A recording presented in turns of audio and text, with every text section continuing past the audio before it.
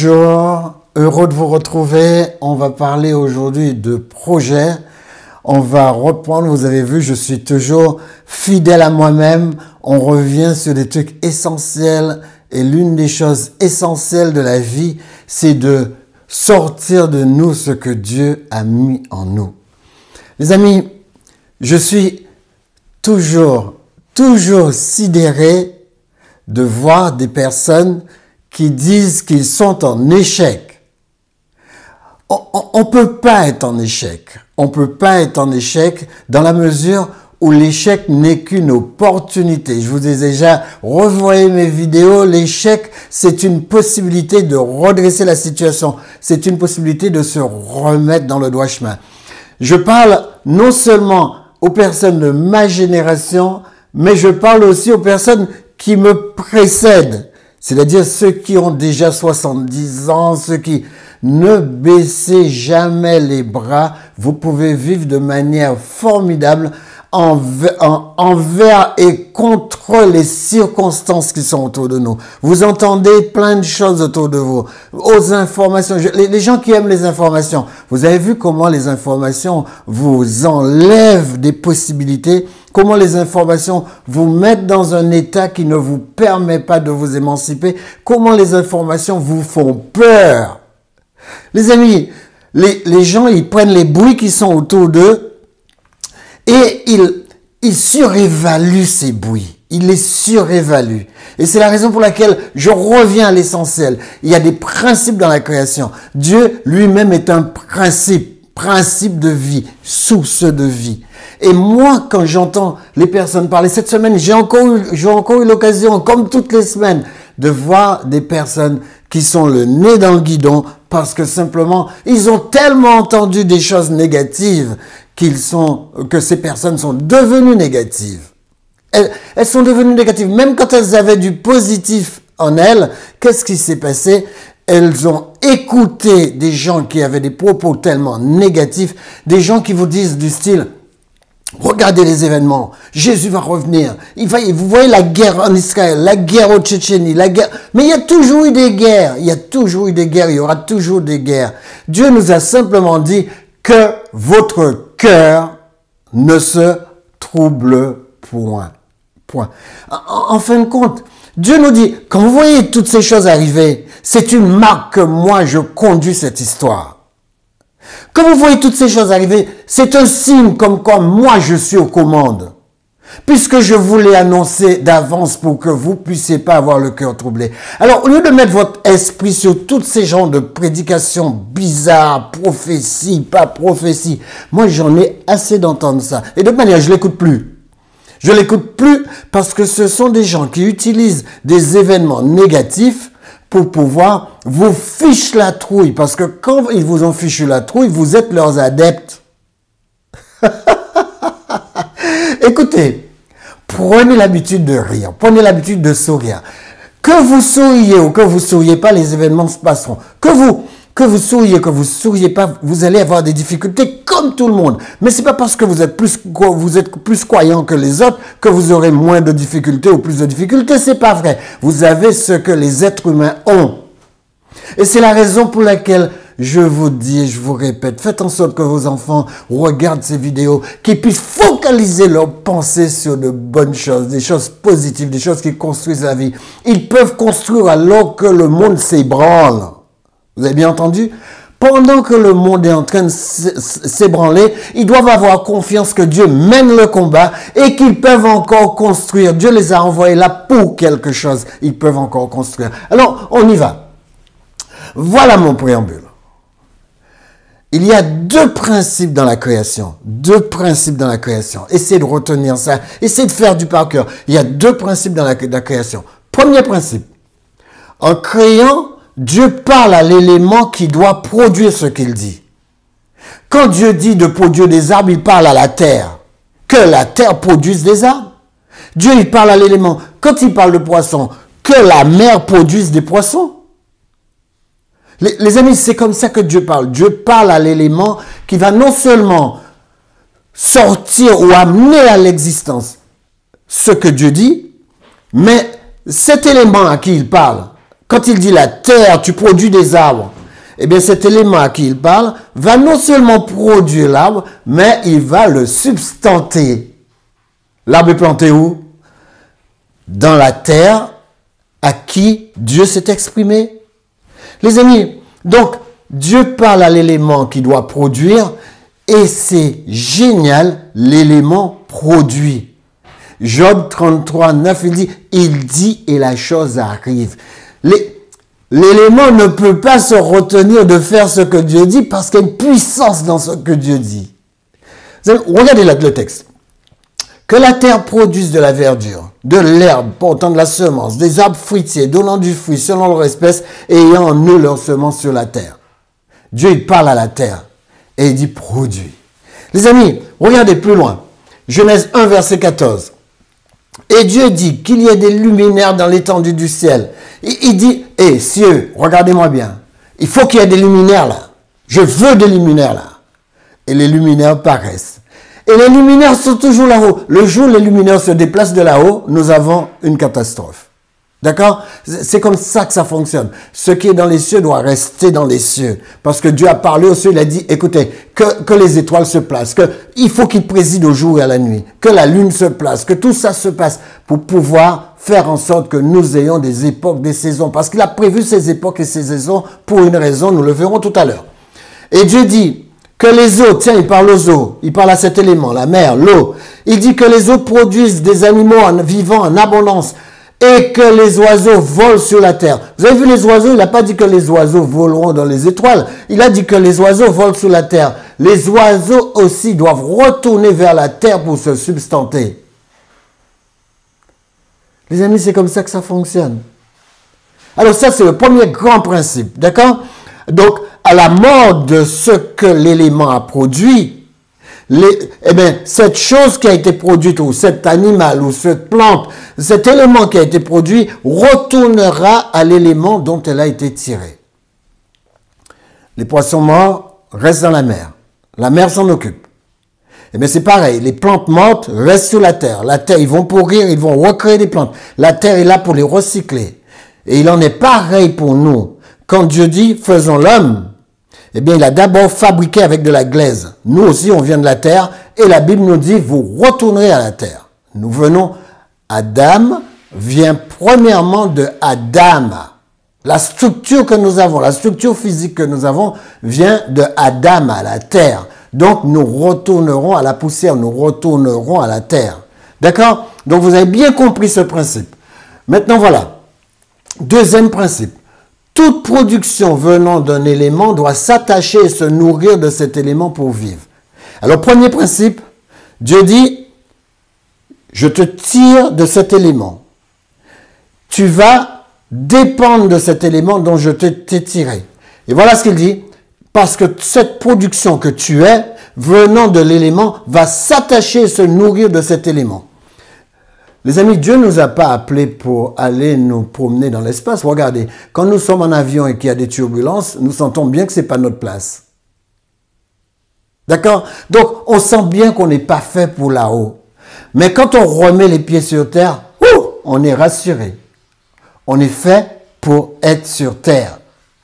Et on est fait aussi pour, non seulement pour se nourrir de cette terre, c'est vrai, se nourrir de cette terre, de ce qui se passe sur cette terre. On ne nous a pas dit de nous nourrir de choses qui viennent du ciel. D'accord? Mais de nous nourrir de choses qui sont attachées à la terre. Parce que même si vous vous nourrissez d'un oiseau, l'oiseau vient de la terre, il ne vient pas du ciel. D'accord? Donc, il est bien que nous comprenions que Dieu nous a créés pour cette planète et Dieu nous influence à une chose.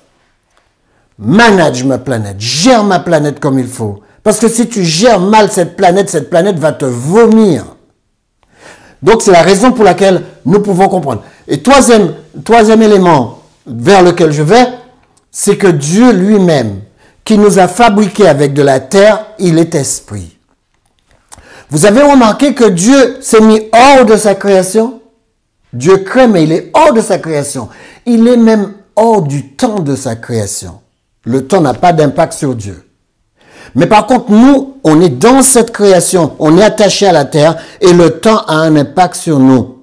Nous avons un temps pour vivre et nous devons gérer le temps que Dieu nous a imparti pour vivre. C'est ça que Dieu voudrait nous voir faire.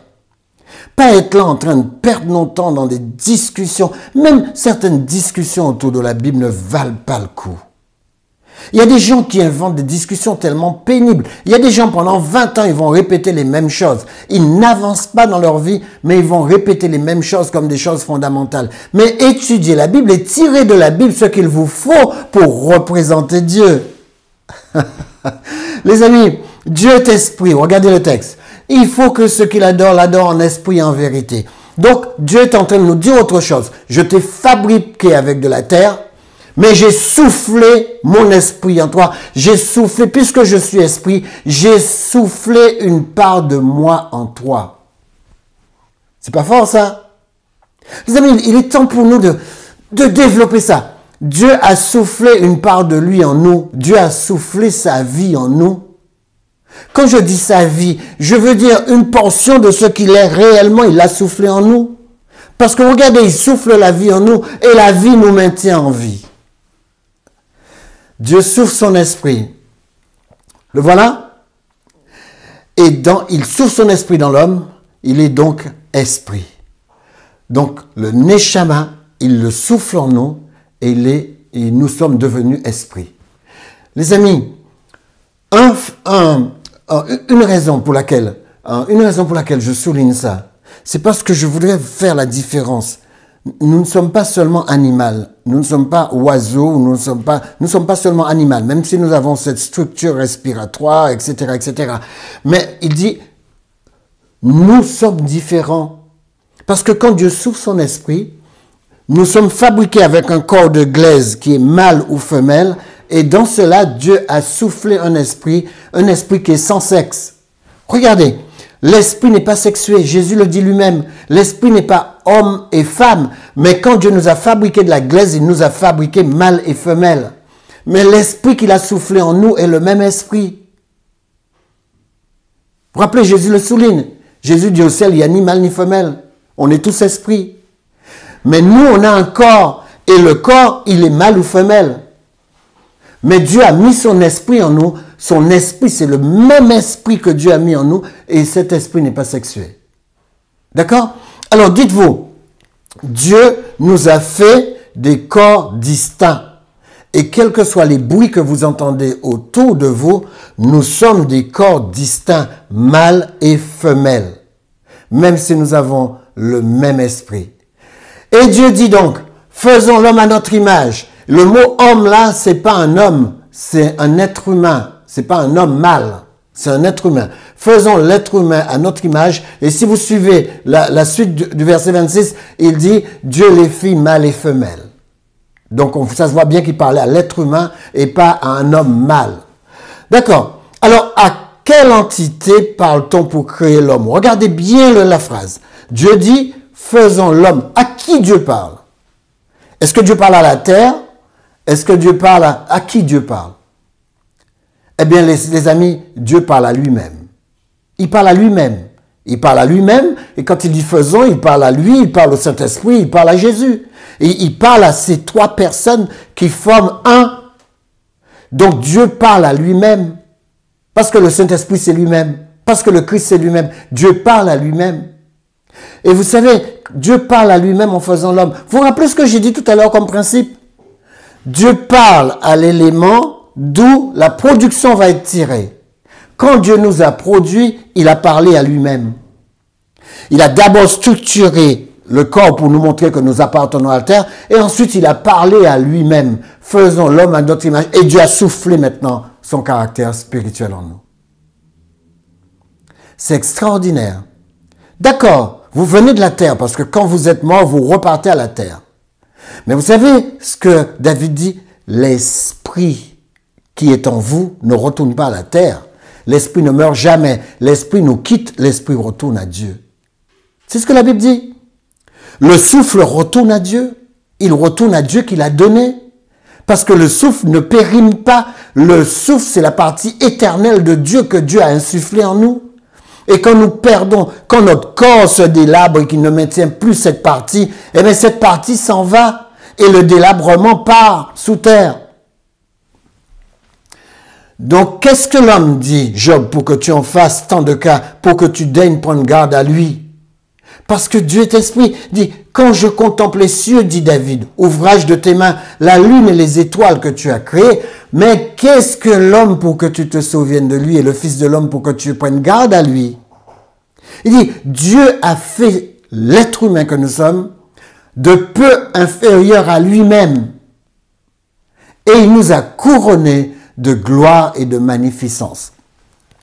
Voilà pourquoi je parle de vous en tant que projet de Dieu. Dieu nous a couronnés de gloire et de magnificence. Il y a des gens qui font honte à Dieu. Qui font honte à Dieu parce qu'ils ne savent pas qui ils sont.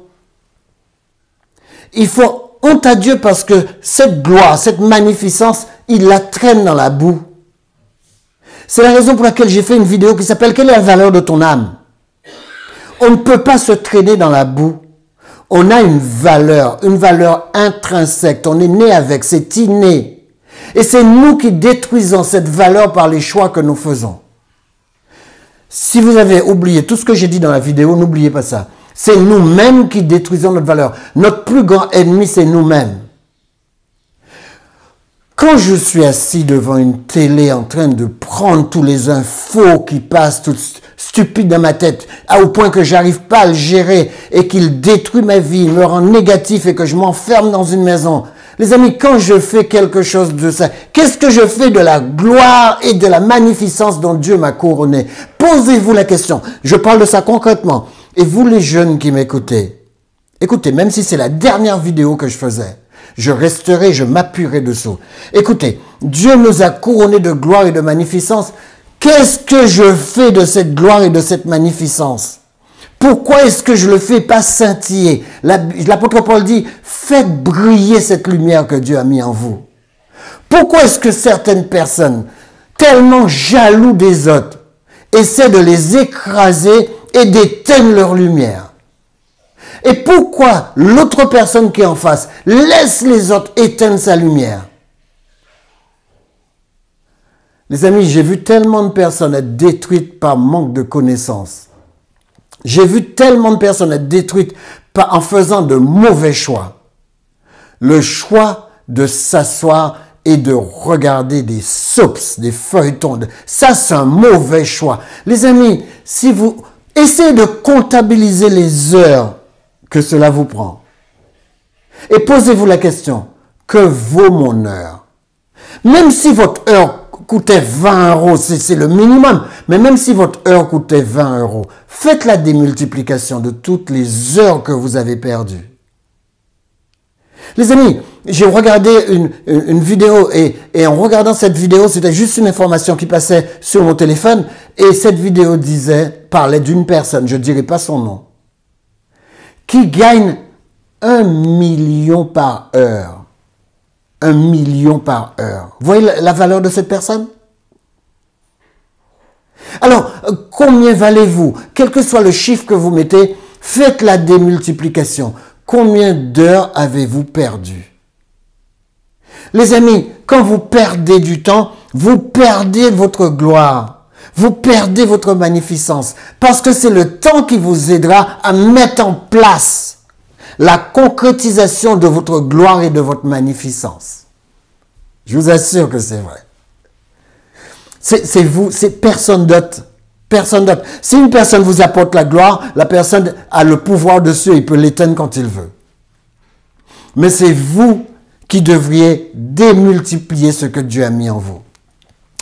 Quand je contemple les cieux, dit David, il dit, tu l'as fait de peu inférieur à Dieu. Vous êtes de peu inférieur à Dieu. De peu. Vous avez entendu? De peu. J'ai pas dit que vous êtes Dieu, vous êtes inférieur à Dieu, mais de peu. Ça signifie que si Dieu peut amener, comme le dit Romains chapitre 2, si Dieu peut amener des choses à l'existence, vous avez assez de créativité pour amener votre vie à l'existence. C'est trop beau de penser ça. L'homme vient de Dieu, pas des autres créatures. L'homme ne vient d'aucun singe. Même si le singe a le même tube digestif que nous. Il dit, seul l'homme peut communiquer avec Dieu. Seul l'homme peut communier avec Dieu. Seul l'homme peut entrer en relation avec Dieu. Seul l'homme peut échanger avec Dieu. Les animaux ne font pas ça. Les amis, alors posons-nous la question. L'homme est esprit, d'accord. Mais comment peut-il dominer ce qui n'est pas esprit? Parce que Dieu dit, regardez, Dieu lui dit, sois fécond, multiplie, remplis la terre, assujettis la terre et dominez sur tous les animaux, toutes les semences, les poissons, tout ce qui se meut sur la terre, domine-le. Alors comment est-ce que, si Dieu est esprit, si l'homme est esprit, pourquoi l'homme ne domine-t-il pas sur les choses spirituelles? Eh bien les amis, à travers Christ, la parole nous le montre. Dieu est esprit, il faut qu'il l'adore en esprit, en vérité. Donc nous pouvons avoir accès à Dieu en esprit, en vérité. De même, nous pouvons chasser toutes sortes d'esprits de notre vie. Moi, quand j'entends les gens me dire que, ah oui, ils ont eu telle chose, telle, je leur dis, arrêtez d'être superstitieux. Nous avons le pouvoir sur cette chose, et sur toutes ces choses, et nous n'avons même pas à nous en faire. Moi, c'est pourquoi j'en parle jamais. Les gens qui prennent le temps de parler de tous ces trucs bizarres, eh bien, à force de parler de ces trucs bizarres, ça rentre dans leurs pensées, et puis ils sont subjugués, et puis ça s'empare d'eux. Mais moi, ça ne peut pas s'emparer de moi, parce que ça n'a aucun intérêt pour moi. C'est le fort de l'enfant de Dieu. Lisez ça dans Proverbes chapitre 2. Les amis, dans Proverbes chapitre 26, verset 2, excusez-moi. Les amis, les choses n'ont aucun pouvoir sur nous. La malédiction sans cause n'a aucun pouvoir sur nous. Alors quand les gens disent, oui, on m'a fait quelque chose, je déteste ce discours. Je veux même pas en entendre parler parce qu'on ne peut rien faire à un enfant de Dieu. Partez sur le fait et la foi, il sera fait selon votre foi. Si vous croyez dans ces choses, si vous mettez votre foi dans ces choses vont vous balayer. Moi, je vois certains pasteurs en parler comme si c'était leur tasse de thé. Ils sont déjà fichus. Mais je peux vous assurer que si vous mettez en application ce que Dieu dit, la parole de Dieu la promesse de Dieu va rester sur vous. La malédiction sans cause n'a aucun effet. Vous n'aurez aucune cause de malédiction parce que vous n'êtes pas en train de traîner dans le péché. D'accord? C'est comme ça que ça marche. Mais traînez dans le péché, allez chercher votre truc et après, soyez chargé de votre truc, c'est à vous de décider. Les amis, la Bible dit de dominer. Et regardez bien ce que la Bible dit. Dieu donne ici le secret de notre réussite. Le secret de notre réussite est là. Sois fécond. C'est-à-dire produis quelque chose. Ce que moi j'ai installé en toi, sors-le, sors tes dons, sors tes talents, produis quelque chose. Et il dit multiplier, démultiplie la chose et présente-la. Il dit remplis la terre de cette chose, c'est-à-dire présente-la devant toute la terre, devant tous les gens qui sont devant la terre. Et il dit, et comme ça tu vas l'assujettir.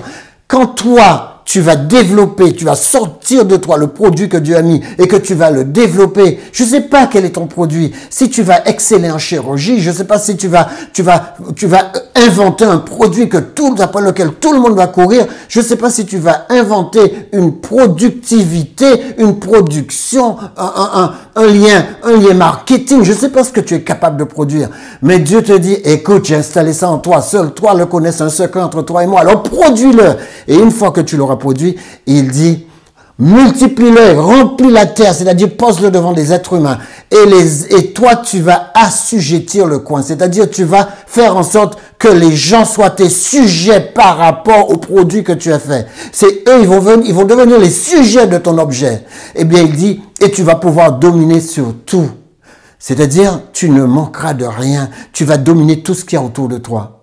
Tu vas dominer au niveau de ta santé, tu vas dominer au niveau de tes relations, tu vas être positif et dominer ta santé, ne pas te laisser avoir ni par l'angoisse ni par l'inquiétude. Les amis, tu vas dominer dans tous les domaines. C'est pas magnifique ça? Les amis, Dieu nous aime. L'Éternel Dieu forma l'homme de la poussière de la terre, il souffla dans ses narines, un souffle de vie, je reviens sur ça. L'Éternel Dieu forma une femme du côté qu'il avait prise de l'homme et il l'amena vers l'homme. Vous voyez, Dieu il est extraordinaire. Dieu a dit jusqu'à la fin des temps, il y aura toujours un homme et une femme. Et toutes les bizarreries qu'on peut vous raconter, écoutez, tournez le dos. Vous savez qu'il y a un temps pour tout, il y a un temps aussi pour fermer son oreille. Quand vous avez quelque chose de tellement évident, vous savez, aujourd'hui, les gens sont tellement forts, même avec les réseaux sociaux, ils arrivent à vous convaincre du contraire de ce que vous avez toujours cru. Alors qu'il n'y a rien sur lequel reposer cela. Vous imaginez qu'il y a des êtres humains, on les a convaincus qu'il y a des semi-femmes, des semi-hommes, des bizarres femmes, des bizarres hommes. Non, regardez les chromosomes. Il y a un homme et une femme. Toujours ce que Dieu a créé tient. Et heureusement que Dieu l'a écrit. Parce que si Dieu l'avait pas écrit quelque part, parce qu'ils essaient de mettre en doute la parole de Dieu, de manière à ce qu'ils vous disent, oh mais écoute, ça n'a jamais été écrit comme ça, vous vous trompez, etc. Toujours, même si c'est écrit noir sur blanc devant vos yeux, ils vont vous dire, vous vous êtes trompé dans la lecture. Ils sont forts, hein. Ah, ils sont forts. Mais c'est à vous d'être plus fort. Vous êtes un enfant de Dieu. C'est à vous de défendre la parole de Dieu. Les amis, donc Dieu, il a fait cet homme, il l'a amené donc vers l'homme. Je vais un peu plus loin. Dieu nous a donné un corps fait de terre pour dominer tout ce qui vient de la terre. Tout ce qui vient de la terre. Je n'arrête pas de le répéter. Dominez tout ce qui vient de la terre. Ne laissez rien qui vienne de la terre vous dominer. Et surtout pas une argumentation. Surtout pas un argument. Ne laissez rien vous dominer. Vous savez, il y a des gens qui se font dominer même par la semence. Vous savez, ils prennent des graines de blé, ils font des liqueurs, et ensuite, vous les voyez, ils boivent la vodka et la vodka les jette dans le caniveau. Ils sont dominés par une semence. Il y a des gens qui sont plus judicieux. Ils ne la prennent pas pour la distiller, mais ils la prennent, ils prennent des herbes différentes, et puis ensuite, ils vont le fumer. Et ils ne se rendent pas compte qu'ils sont en train de se fumer. Je ne suis pas en train de fumer l'herbe que je fume. L'herbe est en train de me fumer. Moi, j'étais en train de lire des statistiques sur les poumons ce matin. Et vous savez, vous verrez les mêmes statistiques que moi sur Internet. Tapez statistiques greffe pulmonaire. Et je ne savais pas que les greffes pulmonaires, surtout en ce qui concerne le cancer, ou en ce qui concerne des maladies comme le cancer, je veux dire, eh bien, les greffes pulmonaires, de toute manière, c'est dans ces cas-là hein, qu'ils mettent un poumon. Les greffes pulmonaires durent, si on ne les entretient pas, c'est-à-dire si vous ne prenez pas les produits qu'on vous donne après les greffes, ils vont durer entre 4 et 6 mois. Et les greffes pulmonaires, où vous prenez les médicaments qu'on vous a donnés pour les accompagner, peuvent aller jusqu'à 1 an. Donc, ça implique une chose. Soignez vos poumons. Ne fumez jamais. J'ai pas dit essayez et laissez après. Non, non, non, non. Ne fumez jamais. Ne prenez jamais des choses toxiques qui vont détruire vos poumons. Parce que les poumons sont difficiles à réhabiliter. Les amis, essayez de vous imaginer les personnes qui sont malades des poumons. Ils ont du mal à utiliser l'air que nous avons, que nous utilisons si facilement. Alors, ne vous lancez pas dans cet engrenage. Battez-vous pour garder vos poumons. C'est tout extraordinaire. Battez-vous pour garder vos poumons. C'est simple ce que je dis, mais ça peut rapporter gros. Les amis, l'homme manage aussi, parce que l'homme est esprit, parce que Dieu a soufflé son esprit en lui, l'homme manage le visible avec l'invisible, mais pour l'invisible. Regardez ce que la Bible dit. Nos légères afflictions du moment présent produisent pour nous, au-delà de toute mesure, un poids éternel de gloire, parce que nous regardons non point aux choses visibles, mais à celles qui sont invisibles. Car les choses visibles sont passagères. Mais nous regardons à ce qui est invisible, et ce qui est invisible est éternel. En fin de compte, je reprends, l'homme gère, il gère le visible, il gère ce qu'on voit avec les yeux, avec la collaboration de l'invisible, c'est-à-dire le Saint-Esprit. Et il le fait pour Dieu, c'est-à-dire pour ceux qui est encore invisibles. À travers Dieu, l'homme domine ce qui est spirituel. Je dis bien, à travers Dieu. Si vous êtes en Dieu, il n'y a rien de néfaste dans le monde spirituel qui peut vous toucher. C'est pas beau ça? Dieu nous a dit, écoute, vous savez, il y a certaines personnes qui disent, je suis un soldat du Seigneur. Il faut arrêter de dire ça, faut arrêter de dire ça. Vous êtes soldat de personne. Ce sont les anges, nos soldats. Moi, je suis un civil, je suis un citoyen de Dieu, un citoyen des cieux. Je suis civil, moi. Je ne suis pas soldat. D'ailleurs, regardez comment je suis. Je ne suis pas soldat du Seigneur. Les gens qui arrêtent de dire ces bêtises-là et qui disent, ah ouais, nous allons nous battre contre... Vous battre contre quoi? Le monde spirituel le plus puissant que vous allez vous battre contre quoi? Mais Dieu nous a donné le privilège, même si nous sommes des civils du royaume des cieux, d'accord, des citoyens du royaume des cieux si vous voulez, Dieu nous a donné le privilège à travers lui de pouvoir faire valser le monde spirituel. C'est à travers Dieu, c'est pas vous, vous avez aucune puissance. Mais la puissance, elle est à travers Dieu. Alors ne vous réclamez pas, ne trompez pas les gens en vous réclamant de quelqu'un qui peut chasser ci ou chasser ça. Vous chassez rien du tout, vous vous chassez vous-même. Alors, je vais terminer là, mais la semaine prochaine, je vais continuer et je voulais faire une introduction à la semaine prochaine. La semaine prochaine, pour vous permettre de mettre en avant ce que Dieu vous a donné, je vais vous parler du temps que vous avez et comment manager le temps et comment faire en sorte de dominer le temps. Parce que si vous ne dominez pas le temps, vous n'allez nulle part. Éternel notre Père Céleste, que ta bénédiction soit sur chacun de nous. Que nous puissions, Éternel, comprendre à quel point il est important pour nous d'être qui nous sommes, c'est-à-dire de véritables citoyens des cieux. Merci pour ta présence et merci pour cette semaine. Éternel, entoure-nous par devant et par derrière de ta protection et dirige-nous dans ton amour. Au nom de Jésus, pour ta gloire. Amen. Que Dieu vous bénisse, que Dieu vous garde. Et prenez l'habitude, comme vous avez continué à le faire, ne baissez pas les bras, transmettez ces vidéos à vos proches afin qu'ils puissent comprendre eux aussi comment entrer dans un véritable combat où ils sont sûrs de gagner parce qu'ils vont voir les effets. Que Dieu vous garde, que Dieu vous bénisse. Shabbat Shalom. À la semaine prochaine.